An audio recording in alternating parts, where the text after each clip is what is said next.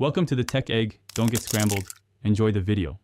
You start by preparing both tools so connections won't fail.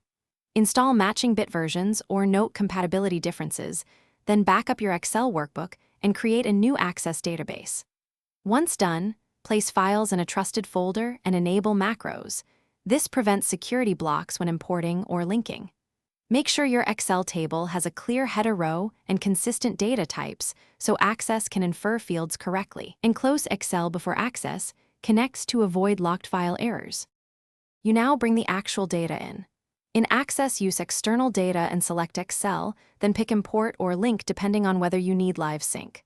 When linking, Access reads the Excel table every time. When importing, you get a snapshot. Next, map columns carefully.